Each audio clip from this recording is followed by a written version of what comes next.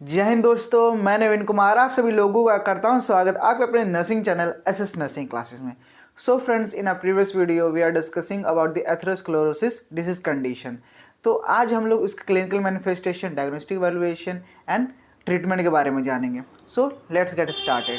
First of all हम लोग clinical manifestation के बारे में बात करते हैं। क्लिनिकल मैनिफेस्टेशन कहने का मतलब है साइन एंड सिम्टम्स। हमको ऐसे क्या क्या साइन सिम्टम्स मिलेंगे जिससे हम ये जान सकते हैं कि the person is suffering from atherosclerosis. So first one is transient ischaemic attack. इसको हम लोग शॉर्ट फॉर्म में TIA भी कहते हैं। क्या कहते हैं? TIA। It is a mini stroke. अगर हम TIA का बात करें, ट्रांजिएंट इश्चेमिक अटैक का अगर बात करें, तो ये क्या है? एक तरह का मिनी शॉक है जो कि ब्रेन में होता है due to the less supply और disruption of supply of blood. जब आपके दिमाग में ब्लड सप्लाई का कमी हो जाए इन योर ब्रेन, तो उस कंडीशन को उस टाइम क्या मिनी स्ट्रोक आने शुरू हो जाते हैं। तो उस मिनी स्ट्रोक को ही हम लोग क्या कहते हैं? TIA मीन्स टू से ट्रांजिएंट इश्चेमिक अटैक। नेक्स्ट क्या है? Angina pectoris. एंजाइना पेक्टोरिस क्या होता है? तो ये शार्प पेन होता है, शार्प चेस्ट पेन। ठीक, जो हमारे due to the lack of oxygen in the heart muscles, तो क्या होता है? चेस्ट में पेन शुरू होता है। तो उसी पेन को हम लोग क्या कहते हैं? Angina pectoris. ये भी कई तरह के होते हैं, लाइक स्टेबल एंजाइना होता है, अनस्टेबल एंजाइना होता है। Stable means what? जो कि कंटिन्यूस एक बार होगा तो ऑटोमेटिक बहुत देर तक रहता है, वो हो गया स्टेबल एंजाइना। एक होता है अनस्टेबल एंजाइना, जो रुक रुक के आता है, कभी आएगा फिर चला जाएगा फिर आएगा। तो ये हो गया एंजाइना पेक्टोरिस की कंडीशन देखना, मीन्स टू से शार्प चेस्ट में। आप नॉर्मल चेस्ट पेन भी लिख सकते हैं साइन सिम्टम्स में। उसे मायोकार्डियल इंफ्रैक्शन हो सकता है, जिसमें क्या होते हैं, जो कि हार्ट के जो मसल्स होते हैं वो क्या होते हैं? नेक्रोसिस स्टार्ट हो जाता है। नेक्रोसिस कहने का मतलब जो हार्ट के जो सेल्स होते हैं वो डेथ होना शुरू हो जाते हैं। Next one is heart failure. Heart failure means what? कि heart unable to pump blood. जो हार्ट है क्या था? ब्लड पंप नहीं कर पाता है, तो उस कंडीशन में हम लोग क्या कहते हैं? Heart failure. उसके बाद बॉडी हमको नॉर्मल जो मैक्सिमम कंडीशन में जो होते हैं, हमको क्या बॉडी के देखने को मिलता है due to the less supply क्या था? सप्लाईमेशन में दिक्कत होता है, सप्लाईमेंट में दिक्कत हो जाता है जब कि आपकी बॉडी एडुकेट अमाउंट आपका हार्ट जो है एडुकेट अमाउंट पंप नहीं कर पा रहा है, पूरी बॉडी में ब्लड का सप्लाई सर्कुलेशन जो अच्छे से नहीं है। तो कई केसेस में हमको बॉडी एक भी देखने को मिलता है, डिजीनेस देखने को मिल सकता है, थकान वगैरह हो गया, फैटिग, नोजिया, वॉमिटिंग के भी कंडीशन हमको देखने को मिल सकते हैं। लेकिन जो है ये मेन आपके क्या है? एथेरोस्क्लेरोसिस के सारे सिम्टम्स हैं। नेक्स्ट हम लोग बात करते हैं डायग्नोस्टिक एवेल्युएशन। आप क्या कौन कौन से ऐसे डायग्नोसिस कर सकते हैं एज ए नर्स? तो सबसे पहले आपको क्या करना पड़ेगा? आपको किसी भी डायग्नोस्टिक एवेल्युएशन की अगर हम लोग बात करें, तो सबसे पहला first and foremost step is to collect data, means to say history collection. आप सबसे पहले क्या करोगे? हिस्ट्री कलेक्शन करोगे। नेक्स्ट हिस्ट्री कलेक्शन में आप क्या करोगे? नेम पूछोगे, एड्रेस पूछोगे, फिर subjective plus objective data collect करोगे, पेशेंट क्या कह रहा है, आप क्या एब्जॉर्व कर रहे हो, है ना। उसके साथ है physical examination. Physical examination means what? तो फिजिकल एग्जामिनेशन का मतलब होता है हेड टू टो एग्जामिनेशन करना अपने आप से, without the help of any advance machine. ठीक है, तो आप क्या करोगे? आई कलर चेक कर सकते हो, स्कैल्प चेक कर सकते हो कि स्कैल्प क्या, हेयर की थिनिंग कैसी है, आई कैसी है, आई की पिपल्स कैसी है, नॉर्मल है, आई के जो विट्रस एरिया वो कैसा है, पीला है, नॉर्मल है, वाइटिश है। ठीक है, आप टंग, जैसे हम लोग डॉक्टर कहते हैं ना कि ठीक है आ कीजिए, टंग दिखाइए, डिस्कलेशन देख सकते हैं, ब्लूइश है, पिंक है, येलोइश है, कैसा है, एनीमिक है, पॉइजनिक है, ये सब चीज़ें हमको पता लगती है। फिर चेस्ट का हम लोग फिजिकल एग्जाम चेस्ट के साउंड सुन सकते हैं कि किस तरह के साउंड से, हुपिंग है, हुज है, थम, सिस्टोलिक, डायस्टोलिक, जो 5 करेक्टिव साउंड होते हैं वो है, क्रैकलिंग साउंड आ रहा है, ये भी हम लोग जांच कर सकते हैं।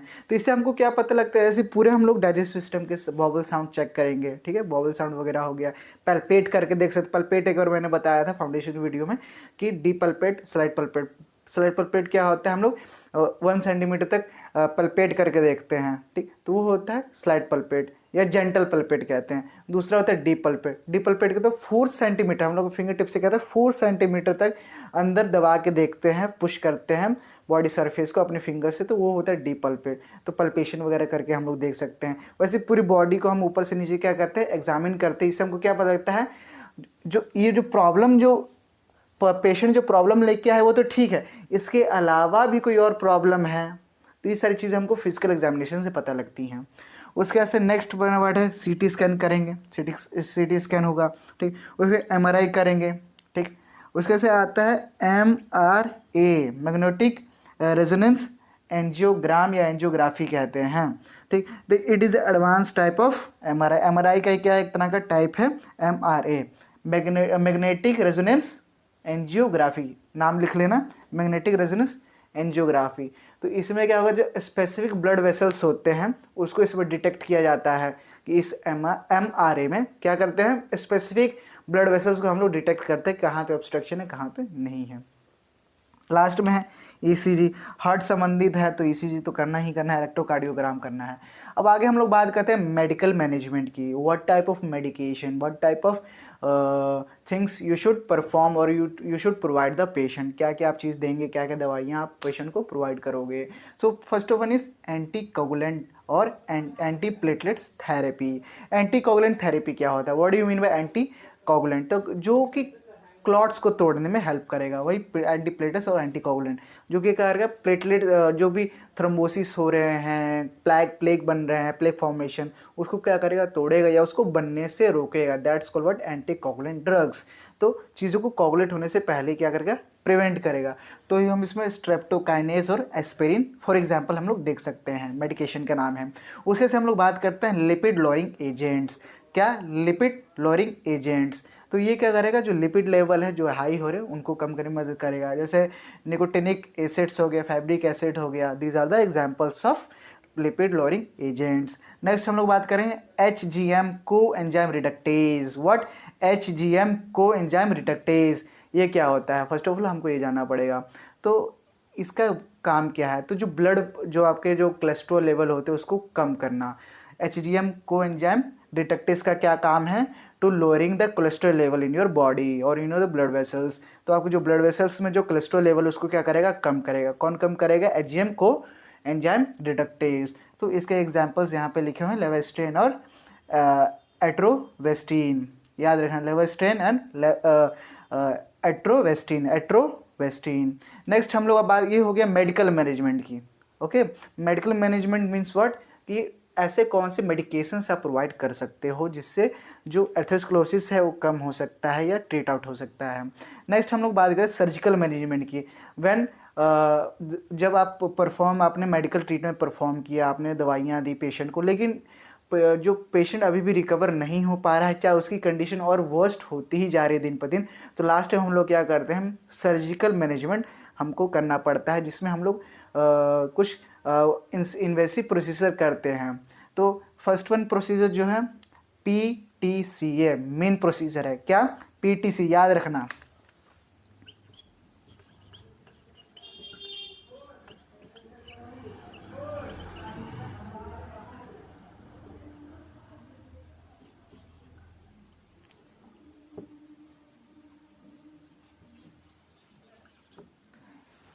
याद रखना, जो PTC है वो क्या है, मेन प्रोसीजर है, percutaneous transluminal coronary artery, percutaneous transluminal coronary angioplasty, sorry, A for is angioplasty, याद रखना क्या है,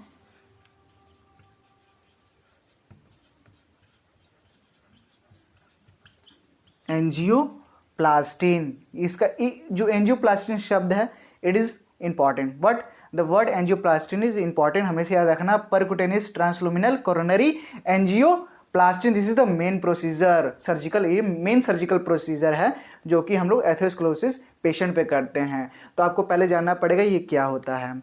तो फॉर एग्जाम्पल यहाँ पे देखिए, ये ब्लड वेसल्स है, ये क्या है, ब्लड वेसल्स है, इसमें प्लेग डिपोजिशन है। क्या है, प्लेग डिपोजिशन है। तो इसमें क्या करते हैं कि एकदम पतली सी वायर, नॉर्मल भाषा में हम लोग बात करें, पतली सी वायर को क्या किया जाता है, कोरोनरी आर्टरी में इंसर्ट किया जाता है, फिर वो क्या करेगी, इसके बीच में आएगी, ठीक, बीच में आएगी, और इसमें क्या होगा ना, स्ट्रेन लगा रहेगा। स्ट्रेन क्या होता है, स्टेंट ऐसे, कुछ स्टेंट ऐसे होते हैं, ठीक, जाली, एक तरह की सर्कुलर जाली रहेगी, स्टेंट रहेंगे, ठीक। वो इस जो इसमें इसमें अटैच रहेगा। ये क्या करेगा, ठीक है, ये और इसमें एक बैलून भी अटैच रहेगा। यहाँ पे क्या होगा, एक बैलून अटैच रहेगा। वो बैलून क्या होगा, ऐसे ओपन हो जाएगा। बैलून क्या होगा, ओपन होगा। तो इससे क्या होगा, जो ये क्लॉट है वो टूट जाएंगे, या टूट जाएंगे या थोड़े ऐसे थोड़ा दूर हो जाएंगे, ठीक है।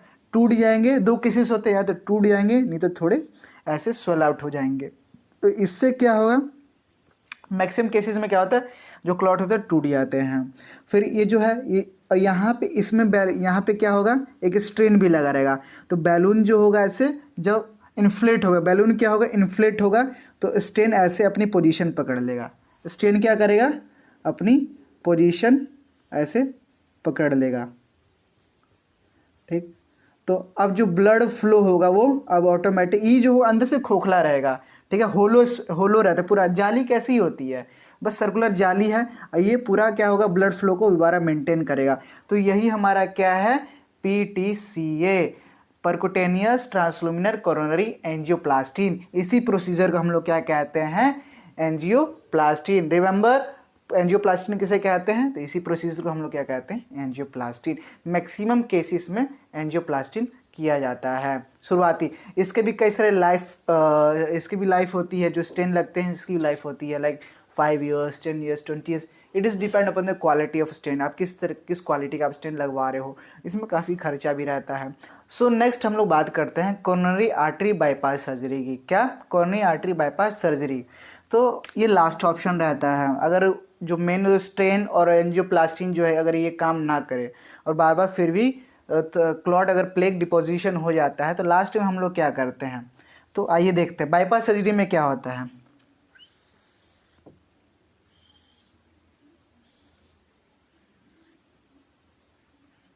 लाइक यहाँ पे क्या है, पहले से प्लेग डिपॉजिट है और यहाँ से ब्लड फ्लो रुक गया है। तो सिफेनिस वेन जो होती है हमारी, सिफेनिस वेन, उसको कट आउट करके हमारे कोरोनरी आर्टरी से यहाँ पे अटैच करके एक बाईपास रास्ता बना, जैसे पुल होती है ना बाईपास, वैसे ही क्या करते हैं, एक अलग से रास्ता पाथवे बनाया जाता है, और ब्लड क्या करती है, इधर से ना जाके डायरेक्ट इधर से जाती है। तो नॉर्मल जो ब्लड फ्लो मेंटेन होता है। तो this is the coronary artery bypass surgery. इसी को हम लोग क्या कहते हैं, बाईपास सर्जरी कहते हैं। एक बार और देख लेते हैं, बाईपास सर्जरी में क्या होता है, फेनिस वेन होती है, उनको निकाल के जहाँ पे क्लॉट बन रहा है, जहाँ पे प्लेग डिपोजिशन है, वहाँ पे क्या करते हैं, एक दूसरा हम लोग पाथवे बना देते हैं। जैसे हमने यहाँ पे एक अलग से पाथवे बनाया, इसी को हम लोग क्या कहते हैं, coronary artery bypass surgery, but coronary artery bypass surgery. तो these are the main two surgery which performed in the atherosclerosis disease condition. So हमेशा याद रखिएगा कि angioplasty is the main procedure. Maximum cases में एंजियोप्लास्टिन किया जाता है, balloon के साथ इन्फ्लेट करके स्टेन को लगाया जाता है। दूसरा क्या क्या होता है, दूसरे में हम लोग बाईपास सर्जरी करते हैं, जहाँ पे सिफेनिस वेन को निकाल के अटैच किया जाता है। तो ये एक बार जल्दी से हम लोग रिकैप कर लेते हैं कि आज की क्लास में हमने क्या क्या देखा। तो फर्स्ट वन हमने क्लिनिकल मैनिफेस्टेशन की बात की, जो कि साइन सिम्टम्स होते हैं। एथेरोस्क्लेरोसिस क्या क्या हमने तो साइन सिम्टम्स देखे। तो first one TIA, transient ischaemic attack की बात की हमने, फिर उसके से MI की बात की, मायोकार्डियल इंफ्रैक्शन, उसके से हमने एंजाइना पेक्टोरिस की बात की, हार्ट फेलियर की बात की, डिजीनेस, बॉडी एक, फैटिक, नोजिया, वॉमिटिंग एटसेट्रा। तो ये सारे सिम्टम्स की हमने बात की, जो कि हमको एथेरोस्क्लेरोसिस में देखने को मिल सकते हैं। जैसे डायग्नोस्टिक एवेल्युएशन की बात की, हम लोग क्या कर सकते हैं, हिस्ट्री कलेक्शन कर सकते हैं, फिजिकल एग्जामिनेशन कर सकते हैं, CT स्कैन कर सकते हैं, MRI कर सकते हैं, MRA कर सकते हैं, एंजियोग्राफ याद रखिएगा। उसके बाद से नेक्स्ट हम मेडिकल मैनेजमेंट की हमने बात की। मेडिकल मैनेजमेंट में हम लोग क्या क्या कर सकते हैं, तो एंटी कोगुलेंट दे सकते हैं, एंटी प्लेटलेट्स थेरेपी दे सकते हैं, HGM को एंजाइम रिडक्टेज दे सकते हैं, जिससे क्या होगा, कोलेस्ट्रॉल लेवल हमेशा कम रहेगा। लिपिड लोअरिंग एजेंट्स वगैरह हम लोग दे सकते हैं। उसके से हमने बात किया सर्जिकल मैनेजमेंट की, तो इसमें हमने मेनली क्या बात की, परकुटेनियस ट्रांसडोमिनल कोरोनरी एंजियोप्लास्टी, और उसके से हमने बाईपास सर्जरी की हमने बात की। तो इसमें हमने क्या बात की, जो स्टेन का इस्तेमाल करके हम लोग जो एथेरोस्क्लेरोसिस को प्रिवेंट कर रहे हैं, पेशेंट को बचा रहे हैं, ठीक है। स्टेन क्या था, कुछ जैसे जाली जैसा स्ट्रक्चर होता है, जो कि हम लोग कोरोनरी आर्टरी में फिक्स करते हैं बाय इन्फ्लेटिंग द बैलून, ठीक है। तो वो हो गया परक्यूटेनियस कोरोनरी एंजियोप्लास्टी। एंजियोप्लास्टी हमें से याद रखना, कभी शब्द है angioplasty, it is related to the heart. Now bypass surgery मैंने बात किया क्या कि सिफेनस वेन को कट आउट करके जहाँ हार्ट की ऑब्स्ट्रक्शन जहाँ पे लगी है वहाँ से एक डायरेक्ट पाथवे बना देते हैं, तो उसी को हम लोग क्या कहते हैं, बाईपास सर्जरी कहते हैं। तो आज की क्लास में हमने ये सारा कुछ देख लिया। आई होप आपको ये आज की क्लास काफ़ी अच्छी लगी, काफ़ी इन्फॉर्मेटिव लगी होगी। ऐसी मोर इन्फॉर्मेटिव वीडियोस के लिए आप हमारे चैनल को लाइक कीजिए, सब्सक्राइब कीजिए और अपने दोस्तों में शेयर कीजिए। तब तक के लिए जय हिंद।